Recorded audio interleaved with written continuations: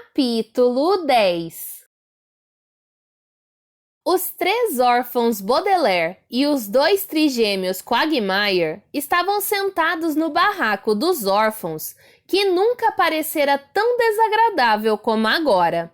As 5 crianças calçavam os sapatos barulhentos inventados por Violet, de modo que os caranguejos territorialmente apegados não eram visíveis em canto algum.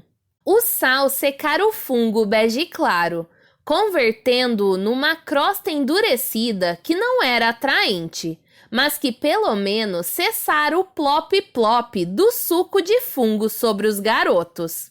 Depois da chegada do instrutor Gangs, focalizaram a energia no propósito de derrotar os banditismos do Conde Olaf. E os 5 órfãos não haviam tomado nenhuma providência quanto às paredes verdes salpicadas com corações cor-de-rosa. Entretanto, podia-se dizer que desde a chegada dos Baudelaire, o barraco dos órfãos estava bem menos para a montanha do que para montinho de terra. Volte ao capítulo 3 se você não entendeu. Ainda faltava muito para ser um lugar atraente e confortável, mas na hora de um aperto como local para bolar um plano, até que quebrava o galho. E sem dúvida alguma, os órfãos Baudelaire estavam num aperto.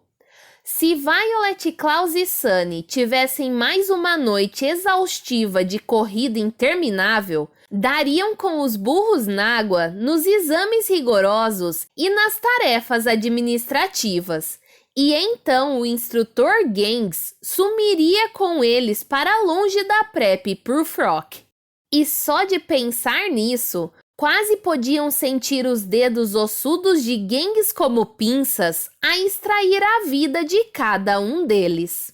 Os trigêmeos Quagmire se preocupavam tanto com os amigos que também se sentiram pinçados, embora não estivessem diretamente ameaçados. Pelo menos não que soubessem. Não consigo acreditar como foi que não desvendamos antes os planos do instrutor Gangs, disse Isadora inconformada, revirando as páginas do caderno. Duncan e eu fizemos toda essa pesquisa e mesmo assim foi como se... Não se culpe, disse Klaus. Minhas irmãs e eu já tivemos Olaf pela frente em várias oportunidades e é sempre difícil descobrir o que ele está aprontando. Nós estávamos tentando levantar a história do Conde Olaf, disse Duncan. A biblioteca da PrEP Purfrock tem uma boa coleção de jornais antigos e pensamos que se conseguíssemos descobrir alguns de seus planos anteriores, talvez desvendássemos este. É uma boa ideia, disse Klaus pensativo. Nunca tentei isso.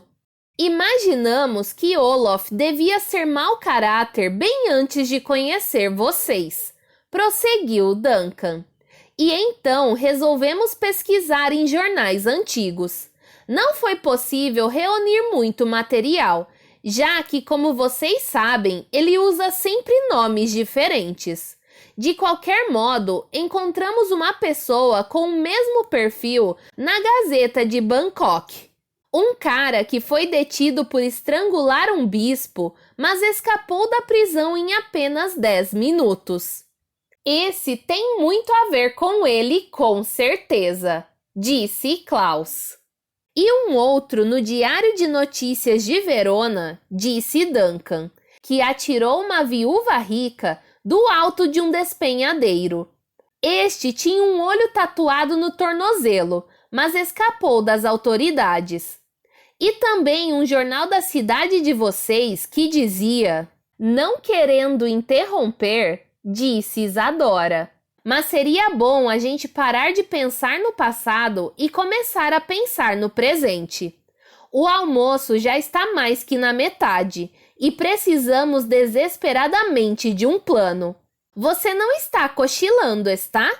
Klaus perguntou a Violet, que havia permanecido em silêncio por um longo tempo. Claro que não estou cochilando. respondeu Violet. Estou me concentrando. Acho que posso inventar algo para produzir todos esses grampos de que Sunny necessita. Porém, não vejo como inventar esse aparelho e, ao mesmo tempo, estudar para o exame. Desde que começou a programação de DOR, nunca mais fiz anotações aproveitáveis na aula do Sr. Remora, e não vou ser capaz de me lembrar das histórias. Pois não se preocupe com isso, disse Duncan, erguendo o caderno de capa verde. Escrevi aqui todas as histórias que o Sr. Remora contou, sem faltar nenhum detalhe, mesmo os mais chatos. Está tudo neste caderninho. E eu tomei nota do comprimento, largura e altura de todos os objetos da Sra. Bess, disse Isadora, mostrando o próprio caderno. Você, Klaus, pode estudar pelas minhas anotações, e Violet pode estudar pelo caderno de Duncan. Obrigado, disse Klaus. Só que vocês estão esquecendo uma coisa. Nós temos corridas esta noite. Não vamos ter tempo de ler o caderno de ninguém. Tucur, disse Sunny, o que provavelmente significava. Você tem razão, claro. DOR vai até o nascer do sol, e os exames são logo de manhã cedo. Se ao menos tivéssemos um dos grandes inventores do mundo para nos ajudar, disse Violet. Fico pensando no que Nikola Tesla seria capaz de fazer. Ou se tivéssemos um dos grandes jornalistas do mundo, disse Duncan. Fico pensando no que Dorothy Parker seria capaz de fazer nesta situação. E eu fico pensando no que Hammurabi da antiga Babilônia seria capaz de fazer para nos ajudar, disse Klaus. Ele foi um dos maiores pesquisadores do mundo. Ou o grande poeta Lord Byron, disse Isadora. Tubarão, disse Sunny, passando o dedo nos dentes pensativamente. Quem sabe o que essas pessoas ou esse peixe seriam capazes de fazer se estivessem em nosso lugar? Disse Violet. Não dá para adivinhar. Duncan estalou os dedos. Não para chamar um garçom, ou porque estivesse marcando o ritmo de alguma música, e sim porque de repente teve uma ideia. Se estivesse em nosso lugar, disse ele. É isso! É isso o quê? Perguntou Klaus. O que você quer dizer? Quando você falou se estivessem em nosso lugar, tive uma ideia, disse Duncan. E se alguém estivesse mesmo, de verdade, no lugar de vocês? Se nós nos disfarçássemos e nos fizéssemos passar por vocês? Então, o tempo todo, os corredores poderíamos ser nós, enquanto vocês estudam para os exames. Fazerem-se passar por nós? Disse Klaus. Vocês dois são a cópia exata um do outro, porém não se parecem nada conosco. E daí? Disse Duncan. Vai estar escuro de noite. Quando ficamos vigiando vocês de trás do arco, tudo que dava para ver eram duas silhuetas correndo e uma engatinhando. É verdade, disse Isadora. Se eu puser a fita que você usa no cabelo e Duncan puser os óculos de Klaus, acho que vamos estar tão parecidos com vocês que o instrutor Gaines nem vai perceber a diferença. E poderíamos trocar os nossos sapatos. Assim, o ruído das pisadas na grama seria exatamente o mesmo, disse Duncan. Mas e Sunny? Perguntou Violet.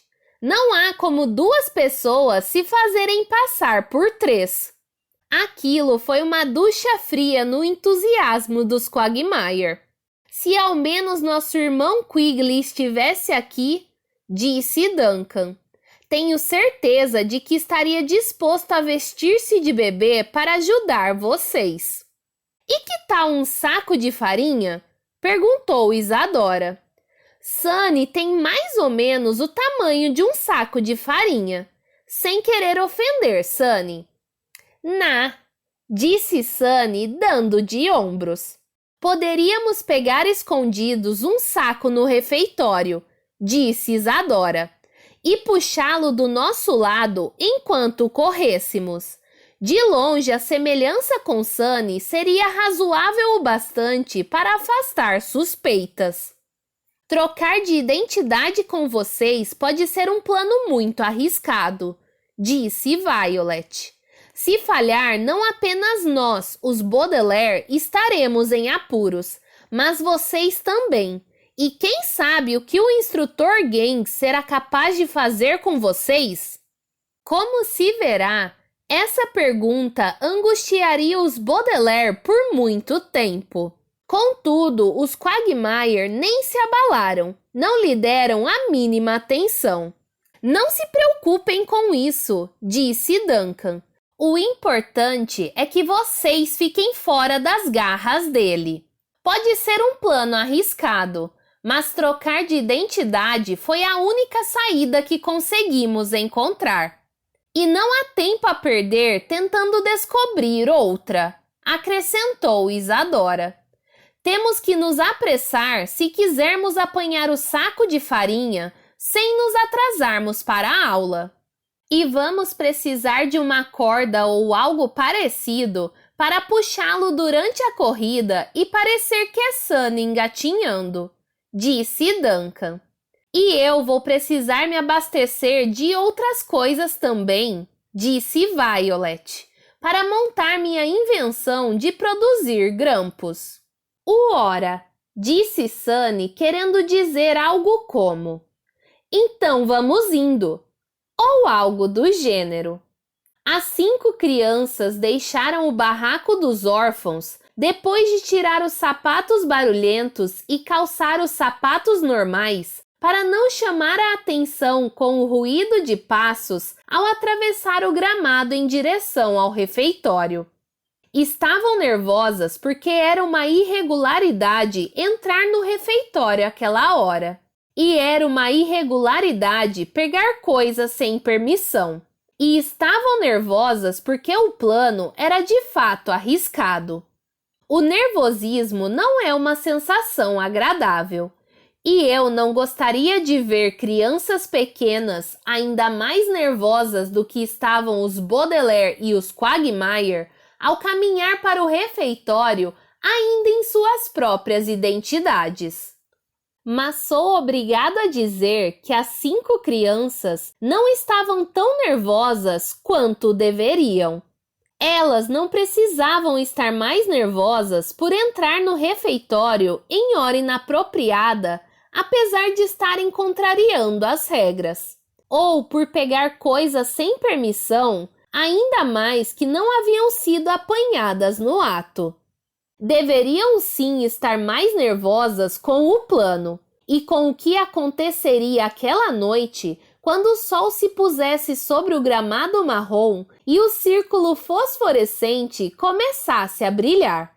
Deveriam estar nervosas ao pensar no que aconteceria quando trocassem de identidade e os Quagmire estivessem no lugar dos Baudelaire.